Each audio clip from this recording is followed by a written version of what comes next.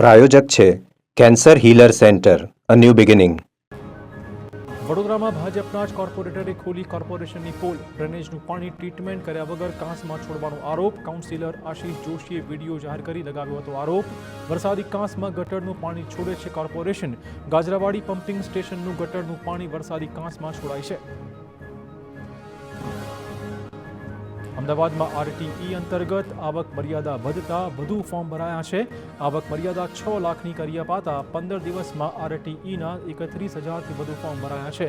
જેમાં અમદાવાદની 14,000 બેઠકો સામે બમણા ફોર્મ ભરાયા છે. 15મી એપ્રિલ સુધી ફોર્મ ઓનલાઈન ભરવાનો છે સમય, જેને લઈને અંતિમ તબક્કામાં વધુ ફોર્મ ભરાય તેવી પણ પૂરેપૂરી શક્યતાઓ છે. વડોદરાના કરજણમાં કાસમપુરમાં તંત્રની બેદરકારીનો નમૂનો સામે આવ્યો છે. તંત્રએ સીલ કરેલો સસ્તા અનાજનો જથ્થો સડી ગયો છે. કાસમપુરના સરપંચે સડી ગયેલા અનાજના જથ્થાને તાત્કાલિક દૂર કરવાની માંગ કરી છે. કોર્ટમાં નિકાલ ન આવતા અનાજ સડી ગયાનો દાવો થયો છે. સીલ કરેલો જથ્થો 5 વર્ષ સુધી પડી રહ્યો હતો. 1,000 લોકોને 100 દિવસ ચાલે તેટલું અનાજ સડી ગયું છે. રાજકોટમાં જેતપુરના પીઠડિયા પાસે ટોલ પ્લાઝા પર ભાવ વધારાનો મુદ્દો. સાંસદ મનસુખ માંડવિયાએ ભાવ વધારો પરત ખેંચવાની આપી હતી ખાતરી. ટોલ પ્લાઝાના ભાવ વધારા મુદ્દે સાંસદને કરાઈ રજૂઆત. ભાવ વધારો પરત ખેંચવા સાંસદ મનસુખ માંડવિયાને કરાઈ રજૂઆત. 8 દિવસમાં રાબેતા પ્રમાણે ભાવ થઈ જશે તેવી સાંસદે ખાતરી આપી હતી.